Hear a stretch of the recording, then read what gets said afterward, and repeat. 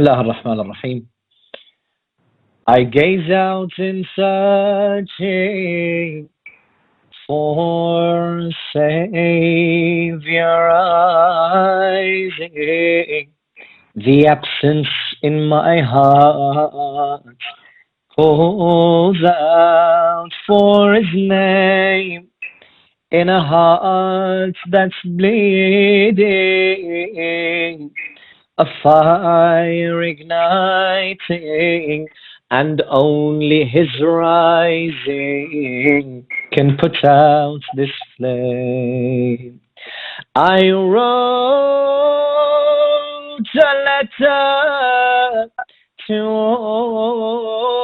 my master, address your name, address your name. Upon the horizon I see no figure rising from the earth's curve, no hope, no picture, and I squint with my eye until the tears I cry write a message that I hold up in the air.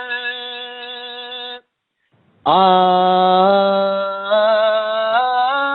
hope that He sees in my cry for help. He's the message in my hand. I hope that He reads. I use a tortured voice, void of options and choice, to cry out for the pride of my work and deeds. I cry from my desperation, turned insane. A love letter addressed to my beloved. On it I place my soul and all that I've loved. For myself I've disgraced when so much I have placed before Imam Mahdi, my life and my blood. I know that he's upset, but still now I call. I knock upon his door before me. Oh, I have but my regret, failing test after test, when truly His wonders my being enthrall. And yet my fears tell me, Mahdi, can you blame? And yet my fears tell me, Mahdi, can you blame? Bismillah ar-Rahman ar-Rahim. As-salatu was-salamu ala khayr al-anbiya'i wal-mursaleen. Wa habibi ilah al-alam al-Mustafa Muhammad. Wa ala al-baytihi al-tayyibin al-tahirin al-ma'sumin. My distinguished guests, brothers, sisters, dear viewers of Imam Hussein TV3, welcome to the last in a series of episodes called Light Our Nights, with myself, Ali Fadhil, as your host, where over the last couple of nights I have been interviewing, having a bit of a talk show with various speakers, reciters, Quranic reciters, also poets, in the name of the Ahlul Bayt alayhim salam, specifically looking at their form of artistic poetry, their form of expression for the love of the Ahlul Bayt alayhim salam. What is it that makes these people tick? What is it that essentially is the process that they go through? What skills have they developed in order to be able to present at such a high level to an audience who are waiting and waiting and yearning for more regarding the Ahlul Bayt and wanting to connect to the Ahlul Bayt alayhim salam? And so, for our last episode, I'm delighted to be joined by a person who is extremely busy. Since the start of Sha'ban, of course, as we know, is the birth anniversary of the heroes of Karbala. He has appeared maybe every single day on various different social media websites, and so we're honored to have him on our show, and I'm very, very excited for the conversation that we're going to have in the next couple of minutes. I'd like to welcome Abbas Lalji to the show. Assalamu alaikum, Abbas. Alaikum salam. Can I just say that it's an honor to be here myself? Absolute pleasure to have you. Just wanted to make sure, just a quick sound check. You can hear me loud and clear, right? Perfectly. All right, fantastic. Yeah. So how's it going your end? I know it's been quite busy. Alhamdulillah. I mean, it's you'd never think that in sort of used to doing sort of this dhikr and sort of spreading the message of the Ahlul Bayt, going to different various centers and traveling around the city, but you'd never think that you'd be in a time where you're doing everything from your home, laptop, phone, etc. But alhamdulillah, I can't complain. It's been as long as we can still do what we yearn to do, that's the main thing. Fantastic. I think we'll talk about that more, and how the culture has now changed. We don't know how long it's going to stay for. Sure. But how has the culture changed when it comes to recitations in the name of the Ahlul Bayt, in terms of, look, there are many different reciters out there who rely maybe on Ramadan and Muharram and these different programs. What's going to happen next for them? So it's a bit worrying, but at the same time, we're still connected, which is the great news. True. So Abbas, I just wanted to, first and foremost, we spoke about this quite briefly before the program.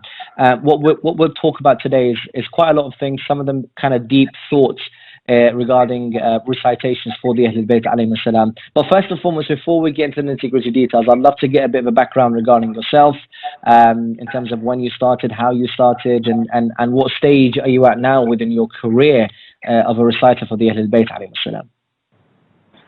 Okay, it's going back a long time, but so from what my parents have told me, I started reciting since I was 4 years old. But it was just something I would do at home, in like my mum would sort of play stuff on the radio, or my dad would play stuff in the car, and I just repeat what's being played.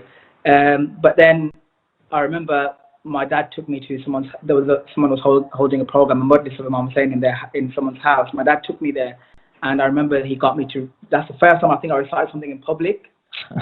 And I think everyone has that moment, so I'm sure you can relate. Do you know why I'm smiling? That's the exact way that I started. My dad was actually going to a majlis, to a house, and he asked the host, look, my son has got a couple of lines of poetry, do you mind if he just takes part? The guy said, yeah, it's fine.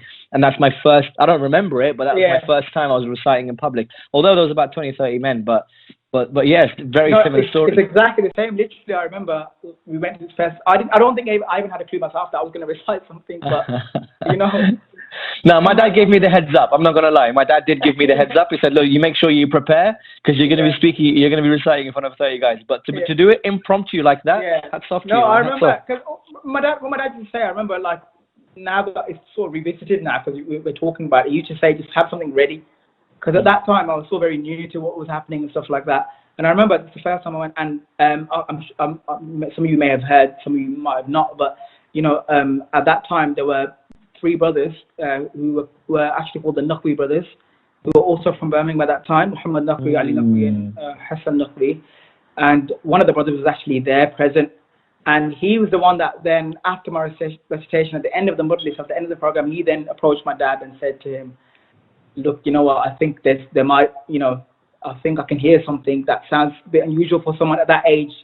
So, alhamdulillah, from there, his guidance is what helped me a lot as well. I've always wanted to know, because look, when we're 4, 5, 6, 7, 8, maybe up to the age of about 11 or 12, our voices, look, I mean, physiologically speaking, our voices haven't really broken in that sense. They haven't come deep. So I remember reciting, and it was quite a squeaky but nice raw voice. But then kind of that age hit, and then it got a bit deeper, and I'm like, hold on, I really don't like the way I sound. But then alhamdulillah, things kind of settled. Your voice kind of settles. How did you overcome that particular period in your life? Because you started from like the age of 4 or 5, that's really, really young. So you took about 10 years until that stage hit. So that was really important to my parents as well. Like, starting from 4 years old, then 7 years old, then 10 years old. Every benchmark was important. So there was actually like sort of not really lessons or anything like that, but we actually got advice on what's the best thing to do to get when you get to that stage, and how to actually maintain your voice. It might sound a bit deep, but like you know, they say that over here you have your vocal cords, and my dad used to tell me that every morning when you wake up, get a bowl or something like that. And I know this sounds a bit crazy, but he used to literally tell me just scream into the bowl every single day. I've heard of this. Yeah, I've heard of this. And what happens is your vocal cord starts to sort of like you're ripping it basically. You're literally ripping into it, and eventually it sets on that. So when you grow older and your voice breaks, it doesn't stop you. Yeah, it doesn't stop you from taking the, like, for example, yourself. I can sort of, even though, you know, I didn't know the stuff you were reciting at 4 or 5 years old, 10 years old, whatever. But I can sort of imagine it was already quite high anyway. Mm-hmm. For you to be able to still go as high so comfortably now, I'm assuming so. But yeah.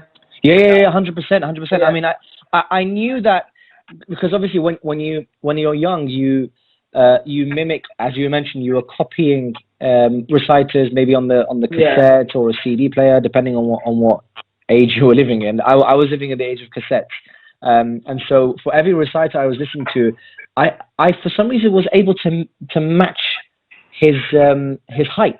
Wow. In tonality. So I was like, okay, like at that time, obviously I didn't know that I was going to develop into a reciter for the Ahl-Bayt, and so I think my parents had a big influence, as I'm sure yours did as well. But this whole, I've heard of people doing it and of reciters doing it, but I've never actually thought of doing it myself. Is there a chance of someone doing it at the age of 30, or is it something you have to do when you're young? I think by that time, it's definitely something. Definitely when you're like below your 20s, your teenagers, for sure, because that's the time where your voice is still developing. When you get to a certain age, where your voice is already developed, so it's not really going to have sort of any effect if you scream or sort of recite at a low pitch. You set your tone there and then. Okay, and that then sets in motion. Yeah. The fine tuning your voice, and really finding out what parameters you have in terms of high and low. Okay, cool. And the thing I want to add something is that people get mistaken in the sense that they say, you know, how come when I'm listening to a reciter, how come he can go on this scale? How come he can start on this pitch? You have to understand the same way that as humans, Allah's given us different faces. We also have a different nose, we have different lips, different ears. The same thing, we have different throat as well. So it's not necessarily a bad thing, the fact that you can't go on someone else's higher tone or higher pitch. It's just the way your voice has been made. And there are some people who have amazing voices that just be recited in bass. But it sounds amazing, but because it's their tone. So everyone's got their unique tone. And it's not something to be disappointed about if they can't reach a certain pitch or if they can't read at a low pitch. It's just That's a very, very good point, Abbas, because a lot of reciters out there, or young reciters, should we say, they feel like because I can't hit that note, then there's a limitation on my behalf. Yeah. Whereas if they find out where they're most comfortable at in that range, then they can work on that specific 100%, area. 100%. 100%. So look, I mean, moving forward, so then obviously you reached an age where your recitations developed. Talk to us a bit about how you went solo, essentially.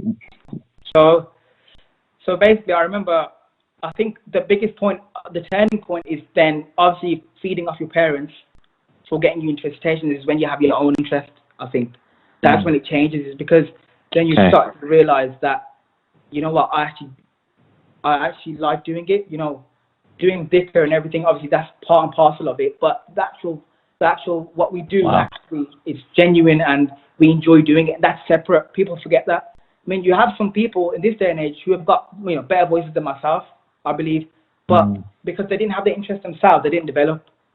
So fantastic point. So and from there, I remember, you know, I started getting more invitations from different centres, which my father started taking me around in, like outside of. This is when I started going outside of Birmingham. And then it started becoming a theme every time, you know, the month of the happy months, you can say, the Sha'ban, Rajab. I used to go outside, you know, the world as well. I've been, and also around the UK, and then obviously, you know, taking out a couple of albums, which is something I didn't want to do at a younger age, but I then, you know, just was inspired to do it. So talk to us a bit about your global expeditions. Where have you gone? What centres have you visited? So when I think I was about 14. The first place where I went alone, I remember, was Reunion Island, which is by like Madagascar. that sort of part of the world. And I remember at that time, I'd been around UK, but I hadn't been anywhere sort of without my father. It's that. All right. Yeah. But he sent me to Reunion Island on my own for some reason. How did it go? I won't lie to you. In the beginning, it was different. It's very tough because you have to. The thing is, when you go somewhere else to recite, it's not the fact that you're going there to recite.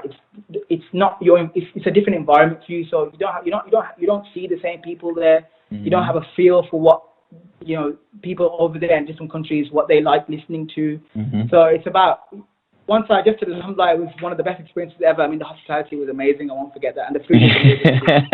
Yeah. I think one of the perks of traveling is the hospitality is always great, isn't it? Yeah, exactly. Fantastic. Okay, cool. And talk to us a bit about some of the albums that you've released. So, yeah, Alhamdulillah, I've managed to release sort of 4 albums and a couple of single tracks.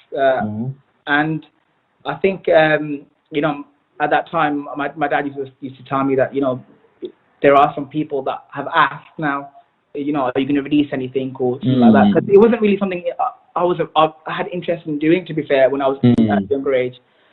So with people asking stuff like that, we decided to go to Pakistan, because that's where a lot of the sort of stuff that I was working on at that time was based, in terms of a chorus and the mixing side of things and the technology side. So we went there for a couple of times, every year, and from there we started these 4 albums, and then the rest. I wanna touch upon. You've made a really, really good point about this, by the way, because there's a lot of youngsters who I've actually seen and experienced talking to, where I really feel like their dads are pushing them into this field, but I'm not sure they're really interested in it. And so the turning point is, fathers keep obviously putting pressure on their kids to become these world-renowned reciters, and they want to train them and everything like that. With the kids, he's going through the motion, he's excited, it's something new for them. And so they don't mind going through it. But once they reach a certain age, when they can form their own opinions, they don't really have an interest in that field. Maybe they're not too confident in their voices, maybe they're not too confident in being in the spotlight or in public. And so they kind of rebel, and they say, look, I don't want to do this. And they kind of, and rebel in a negative way, not rebel like, look, this is not my field. However, I still want to stay within the realms of servitude to the Ahlul Bayt. When you said you started to develop your own interest, what triggered that?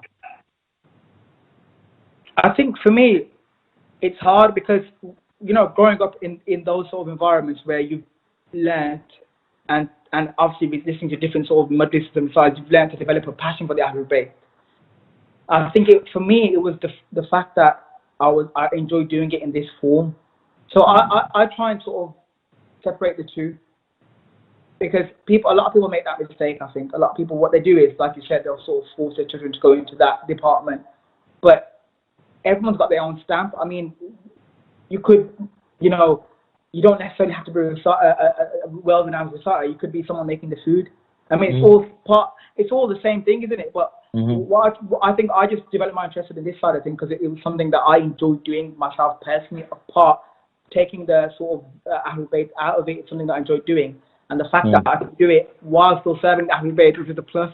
But everyone can find their own. Like if it's the car parking volunteers, if it's the people serving the food, if it's the people cleaning the masjids and the mosques after us, it's all the same thing in my eyes. There's no higher or lower thing, and that's the mistake I think what some people make, is that they force people to do it, but it's not like what you mentioned. It's not necessarily their main interest.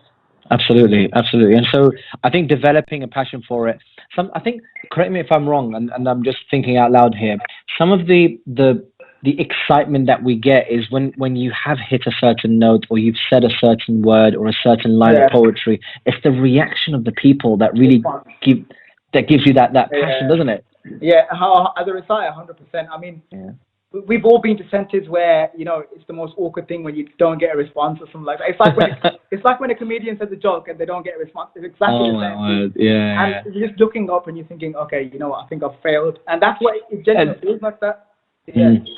Sometimes you feel like this in your mind thinking, okay, this line is gonna hit them, and I know it's gonna hit them. And then when you say that line, it's just like blank faces. I'm like, oh, I've just given you my best, to be honest with you. I don't know where to go from here. You know what? But I've learned something.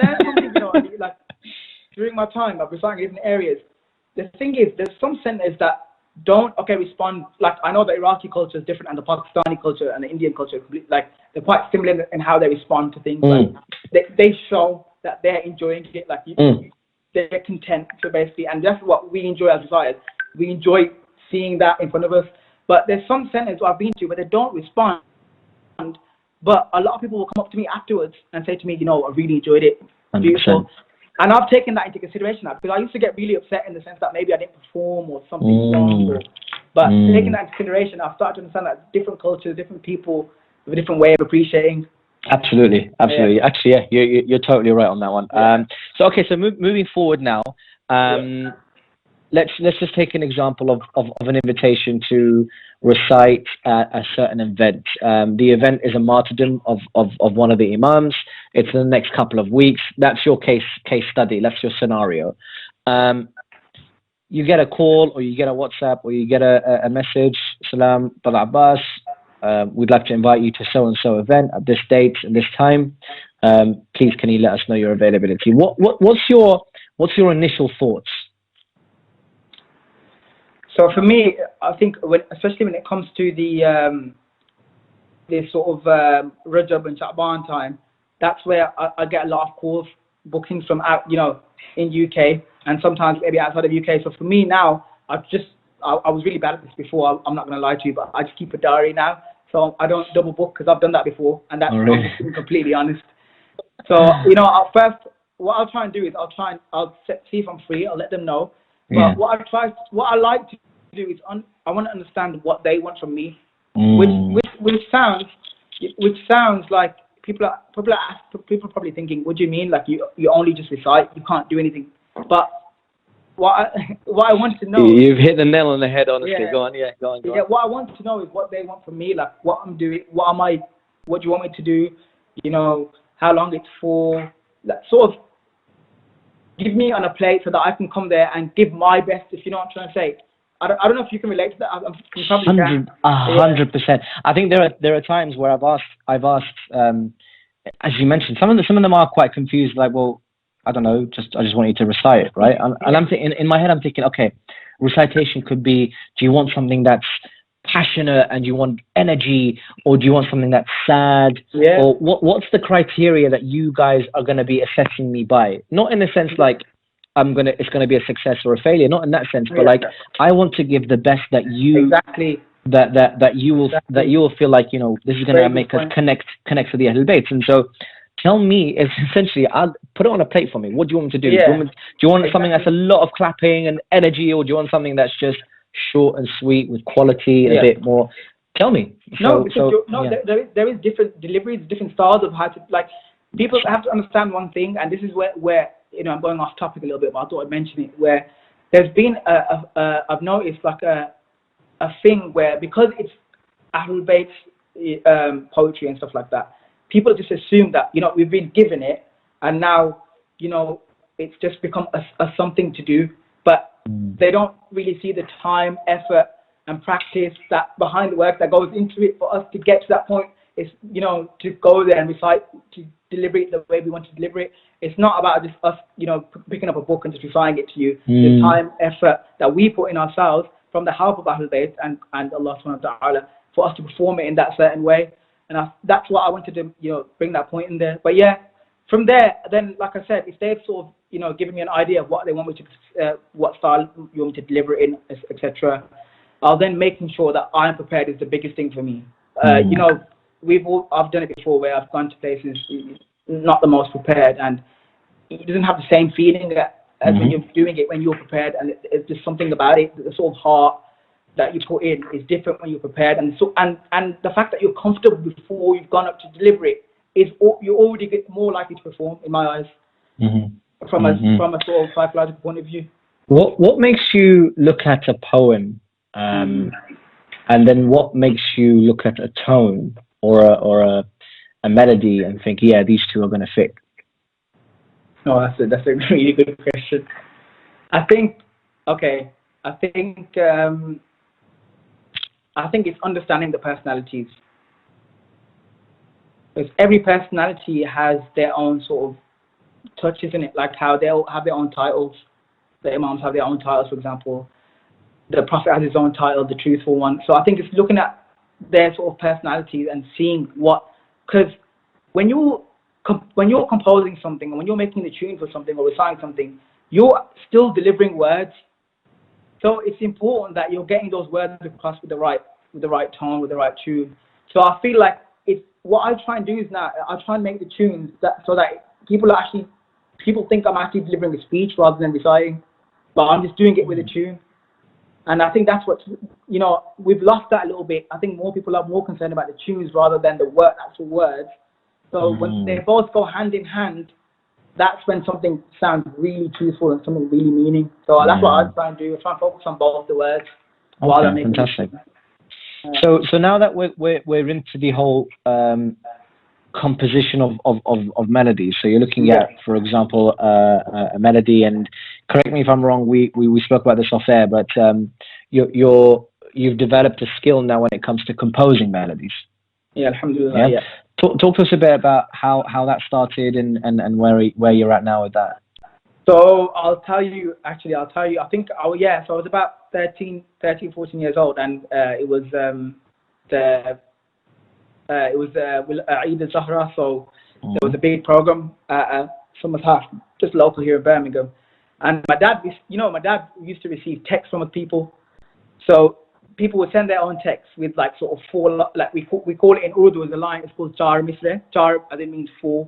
So in English, you can just say it's a four-liner. Okay, yeah, I think we have that. Yeah. We have that in the Arabic world as well. Yeah. Yeah. In terms of poetry. So people send these 4 lines because they're quite short, they're easy to read, and they have some sort of, feeling towards them. And I remember he sent these 4 lines, and my dad really wanted me to read this. And I was like, Dad, like, how are you expecting me to read this? Like, first of all, I've never ever done sort of like, in English where you just sort of have spoken about like just different poetry. In Urdu, and in Punjabi, that's the same thing. People just sort of just read the lyrics and the poetry. It's called Tahtul Love. I've never done that, so I wasn't comfortable doing that. My dad said to me that he wanted me to put a tune to it, and that's where it started. So that's the first time I ever sort of put a tune to some lyrics that my dad that I had in front of me. And then from there, meeting other people, learning different things, different techniques, it sort of just grew and grew and grew. Now, alhamdulillah, today I have the opportunity to compose for a lot of people that I thought I would be able to. Also, so people come to you with poetry, and you would compose a certain melody for them. So basically what they'll do is for example, like my whole sort of time in isolation, if not on live streams or on Facebook or whatever, it's just been composing for other people. So I've literally in the last week I've probably composed about 10 different pieces of poetry. So alhamdulillah, so now it's something that I want to improve on, and inshallah with the help of So from the composing side, I want to delve into a bit of the technicality side of it. Okay. How are you actually composing this? Because a lot of people, when you say compose, they associate composing or composition with actually getting some instruments and feeling the maqam, feeling the tune, or maybe getting a piano and also composing something and then maybe removing the piano after and say, look, this is the tune and how it goes. How does it work from your end? So, see, it's a really interesting question because you're right. Normally, composition, people assume instruments, putting it on a computer, whatever, playing around with it, mixing it up, and that's the composition. But you have to understand that your voice is an instrument as well. That's the trick people don't understand. So it's not just composition doesn't have to be on an instrument. It's even on an instrument when you're playing something on an instrument, for example, a piano, or a harmonium, whatever. That's an Indio-packed instrument. It's still coming from your brain. Your brain's still telling you what to play or what to think of, and the same thing. No, sorry. I was gonna say exactly what you're saying now. The same thing can be done with you and your mouth and your voice and your throat. It's an instrument. So what I tend to do is I don't have any sort of instruments that I sort of play and compose on, but it's just sort of trying to understand a mood. I'd say like I have a mood board and get into that sort of zone, and then from there sort of develop, start making composition from there. Fantastic. Okay, so moving on from the composition side, you've selected the poem, you've selected the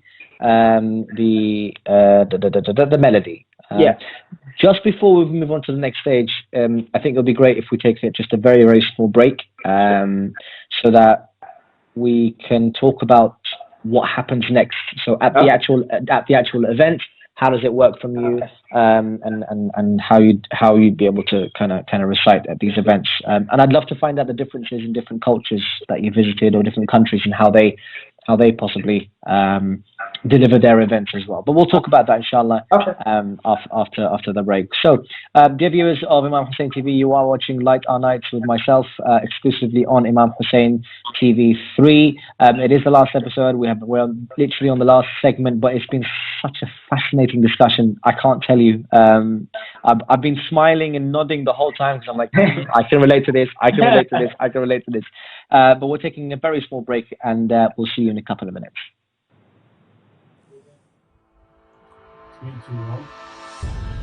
Bismillahir Rahmanir Rahim. During this blessed month of Shahr Ramadan, we at Imam Hussein Development and Relief Foundation are looking to provide food baskets for 1,000 families living in poverty in and around the blessed city of Karbala. Each food basket contains a variety of essential food supplies that is sufficient to feed roughly a family of 4 for just about 10 days. By donating 20 pounds per food basket, you can play a role in ensuring that nobody living in the city of Imam al-Hussein ever misses an iftar due to poverty. Contribute today and play a part through our website at www.ihdrf.org, or follow us for updates on this campaign for Shahr Ramadan through our social media.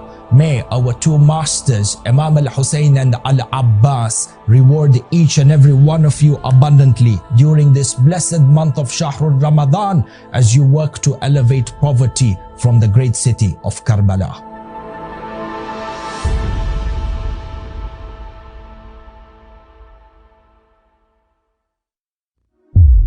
Assalamu alaikum, this is Hussein from London. You're very blessed to be in the holy land of Karbala. Please pray for us and pray for everyone who do wish to go. Assalamu alaikum, brother. I want to pay my respects to Imam Hussein and Mulla Abbas from my parents, and I would like you to recite salam and ziyarah for Imam Hussein and Mulla Abbas on my behalf. السلام عليك يا ابن الحسين وأولاد الحسين وأصحاب الحسين وأنصار الحسين لبيك يا حسين لبيك يا غازي السلام عليكم ورحمة الله وبركاته.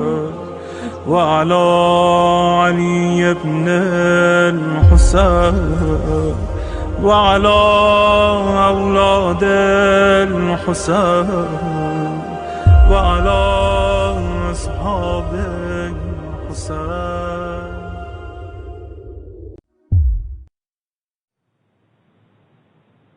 Assalamu alaikum and welcome back to Light Our Nights, exclusively live on Imam Hussein TV 3. You're watching myself, Ali Fadhil, as well as Brother Abbas Lalji, who is a reciter, a world-renowned reciter who's actually traveled to recite at the age of 14, ladies and gentlemen, at the age of 14. Correct me if I'm wrong. No, that's correct. No, that is correct. We're having an absolutely fascinating discussion, actually. We've touched upon many, many different things. I'm not going to recap. I just want to move forward now in terms of the process of the invitation. So you're invited to recite. You've selected the poem. You've selected the melody. Before the day, or maybe a couple of days before, what's your mindset like as you're approaching the day of the event?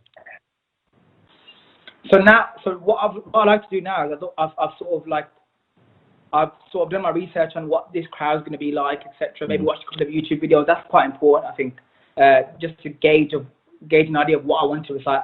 I'll sort of have an idea now of what I'm going to recite, and then it's just sort of like, and this might sound quite weird, but what I like to do, I just envision it in my own head that okay, this is going to be me on the stage. I'm genuinely mind blown because it's like I'm listening to myself. I literally can't tell you. It's literally I'm listening to my brain speaking right now. Please tell me. Go on. So yeah, so I'll so envision myself reciting at that place, and at the same on the same stage and everything. Nothing changed. I'll watch a YouTube video. It's me there reciting, and the crowd are responding and liking it, and then it'll give me an idea of what I want to the material I want to recite. That's important. So for me, what my parents were stressing as well was material. That was key, and material is really key because you can have reciters with the best voices, but if the material isn't good, you're not getting that response that you want, and that's what's really key. And then I sort of have an idea, composition wise, tune wise, poetry wise, and I like to have some sort of set idea of what I'm going to be reciting. So if I'm reciting, for example, 2 things, I'll have 5 ready, because I know I've gone to places where I get there and I've seen the crowd. I'm like, okay, you know what? This is going to go today. This is going to bang. I'm reciting this one. And the one that I picked initially first that I thought would work wasn't the right one. So I like to keep it a bit open to play with. If you know. Fantastic. That's preparation. Okay, so now you're at the event. You're sitting in the crowd. The lecture's finished because usually reciters are after the lecture. I don't know about your culture. So you're the reciters after the lecture. Lecture is finished and they've called up your name and you're walking towards the stage or the pulpit. What's your thoughts then? Yeah, it took time to develop because when I was younger, there were times where I used to get really nervous. But now I've started to sort of develop a thing in my head which I have every time, a routine where I'm saying to myself, you know what, I'm here to spread the message of Ahlul Bayt. They're here to listen to me, and that's the truth. They've called me to recite. There's a reason for that. They're here to listen to me. Alhamdulillah, I'm going to deliver as much as I can. So what I'll do is I'll sort of go there with the introduction in my head, and I like to start off with something, to say in the beginning in Urdu or in wherever I'm reciting, because at the same time, psychologically, it's calming me down as well before I start my recitations. Because when you go there, and I used to do this when I was younger, and just to say, okay, everyone recite aloud, salawat, and just start reciting, it's very, very abrupt, and it's very, very, just really quick. You just sort of going straight to the point. But if I sort of have a bit of an instruction as to before, okay, thank you for inviting me. I would like to thank the organisers, and inshallah, I want to give you the best form of recitation. It calms you down.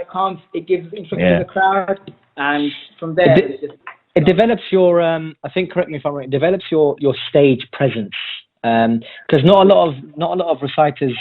They have fantastic voices. Their delivery is great, but when it comes to maybe crowd control and stage, what I mean by stage presence is that you've got the attention of every single person in the audience. Hardest bit. It is really hard. It is really hard, but there's certain skills that you develop, right?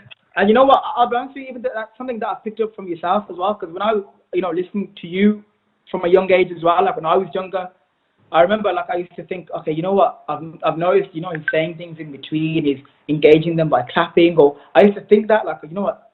This is something I need to start doing as well. And once you can sort of capture the audience is what you want ideally, and it makes it 10 times easier for you as well. You can relate, I'm assuming. Yeah, 100%.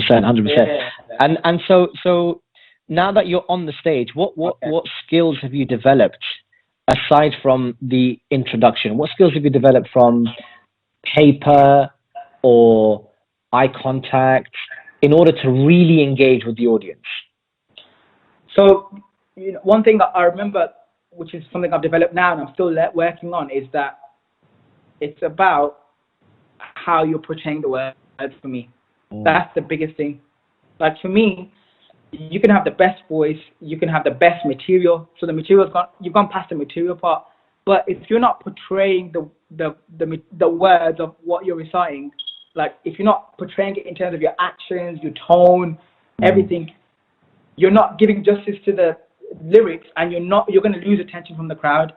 And for me, that's something I've trying to, it's something in Urdu which they call a daigi, which means sort of style. So I mean, we have a I must say his name because we have a fantastic reciter that recites more Urdu language.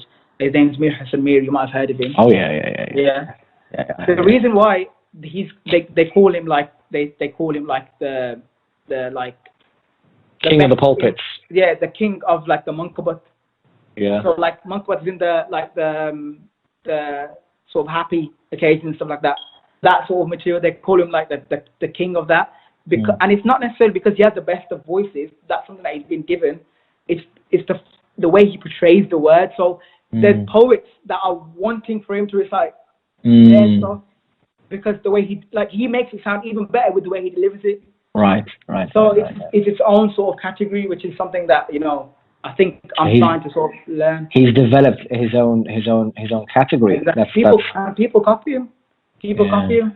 That's impressive. And one thing, by the way, I don't recommend anyone to copy anyone else because because you should have your own style. You don't need to copy anyone else. It's like in anything in sort of sport or whatever you do. You've got your own way of doing it, and you should stick to that because that's you. If you know what I'm trying to say. 100%. Okay, so in terms of actual like physical stuff on the pulpit, where do you usually stand? How do you hold your papers? When do you engage with the audience? So from a physical perspective. I think so for me, I like to have I preferably like to have my hands free, really. But it can change in a second because you've seen the crowd rising, and they're enjoying it. You're enjoying it. Then you just pick up the mic because you're in that sort of moment. So it can change. But realistically, if it's a calm sort of crowd, I like to have my hands free, open, looking around. making sure that I'm hitting eye contact with the right people. Then you also start to see who's responding as well. That's important. Yeah, because then if you're looking in one direction, you can look at that one person, even though everyone else thinks you're looking at one person because he's responding, and you start to get. And then again, same thing as well. Like I know in your sort of field, you can recite for a long time, a good half an hour, maybe even more. But you have different things to recite. Like you can finish something short, and then you got another thing straight away. And I think pitch control is important in that sort of point because if you're reciting 4 or 5 different pieces of poetry, you're not going to start your first one all the way up there. Exactly. You have to sort of plan it out. I've actually been interested because the many times that I have listened to you, I personally believe one of your strongest points is that you can hit a note, one of, like the high notes. And for me, I really like I like listening to reciters' high notes because it portrays passion. It then depends on when the reciter drops in that high note. When do you feel like it's most suitable? So I feel like I think when you've come to the point, for me, like what I try and do is if I'm reciting an event or something like that, and if I'm reciting one material or one piece of poetry, I've got 5, 6, 7, 10 minutes. I'll sort of just go in with that sort of more high note, high pitch. Do you know what I'm trying to say? But I think it has to fit. Yeah. Why do you go for the high notes? Just out of interest. Why? From your perspective. Okay, so when you're talking to someone and you start shouting, they're going to give you more attention. That's just the reality. Okay, that makes sense. No, I think like there's different ways to look at it, but that's like when I've noticed when you've got one thing to recite and it's something that's not going to take the crowd in, it's not best to. And if you're reciting something, then recite it at a higher scale. Don't recite at a lower scale because it's going to cause more attention. You know what I'm trying to say? But then again, it does also quickly. I'll finish off. It does also differentiate on what you're reading as well because take your time. By the way, because I mean, you have certain pieces of poetry where the first line of the verse isn't high, the second line of the verse isn't high, the third line of the verse, but that fourth line is the one that peaks. So some stuff has a rhythm, it's out of your control. But then again, like I said, what you said earlier, it's your style that makes it even better, isn't it? Okay. One thing we haven't touched upon, which is very, very, very important, the use of English within your poetry. Yeah. For me, English is really important. I mean, if I'm going to be really, really honest, it came to a point where, I actually stopped releasing stuff in Urdu and in Punjabi simply because I wanted to get stuff out in English. Because I realized there's a lot of people that we need to cater for outside of what I'm used to doing. Good. And, you know, seeing as English is sort of a universal language, it's something that's really important. So I actually released a track. I've released 2 stuff in English, one more recent, which was an English Dua Kumail. I don't know if you've heard it yourself. Okay. But what we done was it was a whole sort of structure. What we did was, if you read the sort of translation of Dua Kumail today, which what we normally all read, it's quite sort of the English is quite archaic, and there's a lot of obsolete words like thou and stuff like that, words like that we don't understand. So what we don't speak it day to day. Exactly, and a lot of us, what happens is you start reading the translation, but 10 minutes in you're completely out, because that's what happens. So what we did was we got it checked by a lot of scholars, and this took ages. We sort of simplified that English, made it more modernized, and I recorded a Dua Kumail in English, which is like I know it's like a 40-50 minute track, but I didn't understand the Dua myself until I got the lyrics. Really? For this. But when you understand that Dua, because it was in English for myself, it just took me to a different place. And then I also released a track which is called which is one I wrote myself in English, a message from Spina to Abbas, which is just sort of a track basically about after Hazrat Abbas had sort of gone, what the feelings of Bibi Skina Aslam were. So English is not more important than Urdu and every other language, because it's what most people understand, and I think it's important that we carry on. How do you feel it fits within the style of delivery that you have? So this is the thing, and one thing I'm not a big fan of is when someone does like Urdu sort of noha or a qasida, and they put it into English, because it doesn't go hand in hand. And the thing is, I feel like with some cultures it does work, it can work with their own styles, change it up a bit here and there. But with the sort of Indo-Pak style, it doesn't. I'm not a big fan of it usually. So what I've tried to do is I've studied a little bit here and there about sort of the English, the Western notes as well, which is what I try to do as well. So I tried to add the Western sort of notes as part of it. I mean, even in Dua Kumail, if you hear that, there's a lot of stuff which is very Westernized, and you know, you probably have to be a good listener to hear it.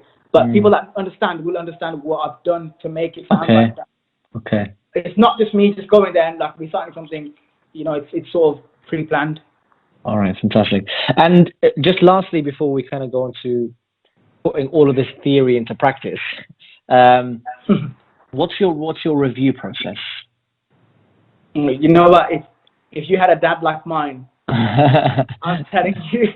MashaAllah. Alhamdulillah, I'll tell you stories where I've gone to recite at some places, and I remember like it'd be as far as Sheffield from Birmingham. It's like a 2-hour drive, and the whole way back, journey going there all fine, all good, all the laughter, all the chat, coming back, not one word or anything like that. Literally, because I made, you know what? It wasn't even because it was a bad performance. I'll say it's because I made one mistake with the lyrics, even. Oh wow. One word wrong. So my dad was in that sense, he was a perfectionist, and that's growing on me. Like people tell me that they know when I'm annoyed after I've come off the mic. They can see it in my face. So for me, it's important that, you know, I'll go back, revisit, and see what I could have done better here and there, and that's sort of my review process to, you know, improving, I'd say. Brilliant. Well, look, as I mentioned, everything you said, I've not just related to. As I mentioned, it's like I'm speaking to myself, and it's my brain speaking. So, from the preparation all the way to how it started, all the way to the review process, and look, best of luck, and may Allah subhanahu wa ta'ala really bless you. But now I want to see all of this put into action. So please, if the lines of poetry that you have, I'd love to hear it, and please share it with us. I'll recite something in Urdu, because as I've been talking about that mostly throughout this whole program. Yeah. But inshallah, next time I come on this, for sure, I'll recite something in English too. Inshallah. When I give you the chance. Just to give you just a bit of an introduction, the line is Mahshar na hoga barve. So ye baat maan lijiye takrar ke bagair, which means that you believe these words that I'm saying without any hesitation. Okay. That's what the line is. MashaAllah. And I'll start off and I'll give it a sort of a bit of a explanation when I can in a couple of the verses. Okay. یہ بات مان لیجئے تکرار کے بغیر یہ بات مان لیجئے تکرار کے محشر نہ ہوگا بارویں محشر نہ ہوگا بارویں سرکار کے بغیر. تو یہ بات مان لیجئے تکرار کے بغیر. Believe in these words that I'm saying without any hesitation. Mahshar na hoga baarve se. Mahshar won't even happen without the reappearance of our 12th Imam. Allah. O dekho ja raha hai ariza sue imam. O dekho ja رہا ہے عریضہ صبح ایمان کاغذ اینا وہ چلتی ہے پتوار کے بغیر.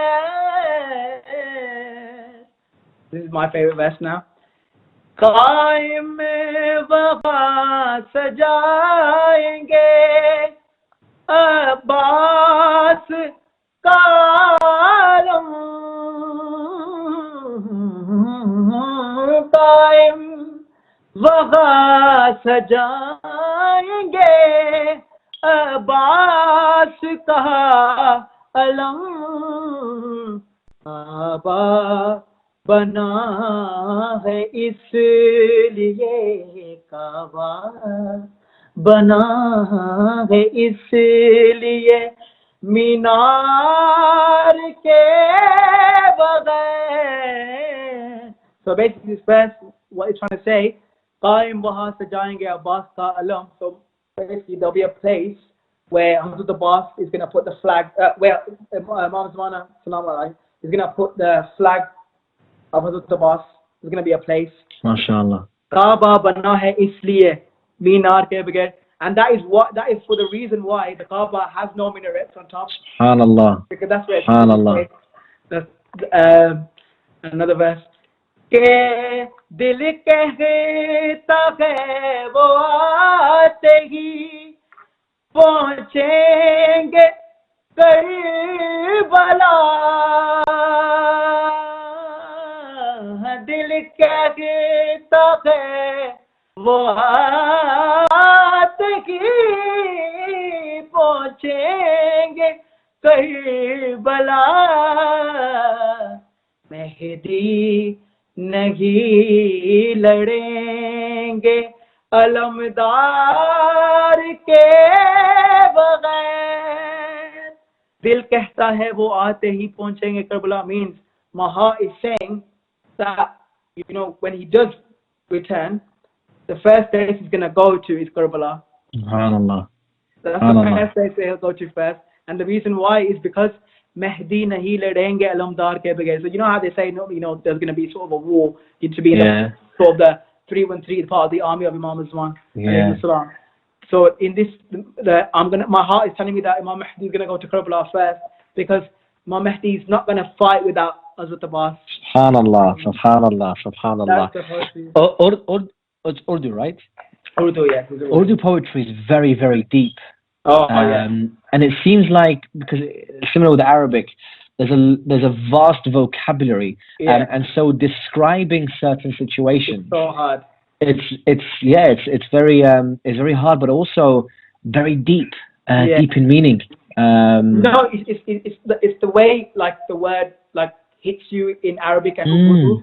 you can't, for some reason in English, you can't sort of bring that out when you No. say it. It sounds, No. yeah, And that's why English is suited to its own yeah, maqam and its own exactly, melody, exactly. and it's much more powerful if you give it its justice. If you give the words its justice. Its own genre, basically. Exactly. This is what needs to be done. Yeah, for sure. 100%. Abbas, it's been honestly an absolute pleasure to have you on. Once again, look, you have such a busy schedule, and to actually have you and share the knowledge and wisdom that you have is absolutely great. Thank you so much. I've learned so much from you. And yeah, look, any last words to the up and coming speakers, reciters? I think, if you have an interest yourself, then just what I say, just go for it. Don't hold yourself back. Yeah, 100%. Go for it. If you look, at the end of the day, if you mess up, what's going to happen? What's the worst that can happen? And that's what people get scared to do when they go public reciting. They're scared to go out and all this. Just go for it. Inshallah. Abbas, many thanks for your time. Thank you so much. Thank you very much. Thank you. Thank you. So, ladies and gentlemen, that does draw Lights Are Nights to a close, and what a fantastic episode to bring it to a close to. We've heard all the way from, I don't want to mention names, but essentially from speakers, reciters, poets that have been on the show, Quranic reciters as well. We've had such a plethora of knowledge and expertise when it comes to the artistic form of expression in honor of the Ahlul Bayt alayhim salam. So yeah, many thanks for your time. Thank you so much for watching. Inshallah, we will definitely let you know when a new series will be up and running again. Maybe in Ramadan, maybe outside Ramadan. We won't know until the near future. But please do stay safe, stay at home, and pray for us and the channel, and pray for everyone, all of the mu'mineen and mu'minat out there who are struggling, specifically in areas who are most affected by this corona situation. So please do pray for them. Please do pray for the hastening of the reappearance of our awaited Savior, Imam al-Mahdi, Ajjalallahu ta'ala farajuhu sharif. You are watching Light Our Nights with myself, Ali Fadhil. Wassalamu alaikum wa rahmatullahi wa barakatuh.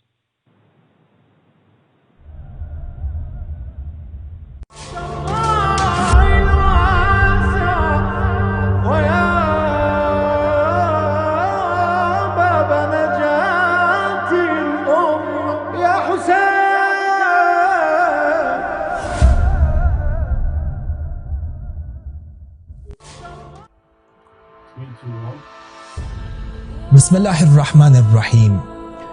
During this blessed month of Shahr Ramadan, we at Imam Hussein Development and Relief Foundation are looking to provide food baskets for 1,000 families living in poverty in and around the blessed city of Karbala. Each food basket contains a variety of essential food supplies that is sufficient to feed roughly a family of 4 for just about 10 days. By donating 20 pounds per food basket, you can play a role in ensuring that nobody living in the city of Imam al-Hussein ever misses an iftar due to poverty. Contribute today and play a part through our website at www.ihdrf.org,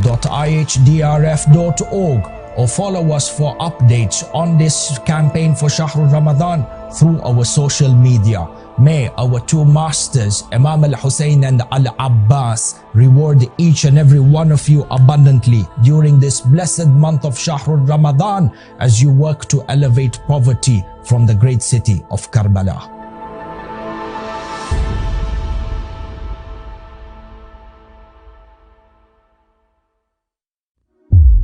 Assalamu alaikum, this is Hussein from London. You're very blessed to be in the holy land of Karbala. Please pray for us and pray for everyone who do wish to go. Assalamu alaikum, brother. I want to pay my respects to Imam Hussein and Mulla Abbas from my parents, and I would like you to recite salam and ziyarah for Imam Hussein and Mulla Abbas on my behalf. السلام عليك يا ابن الحسين وأولاد الحسين وأصحاب الحسين وأنصار الحسين لبيك يا حسين لبيك يا غازي السلام عليكم ورحمة الله وبركاته. وعلى علي بن الحسين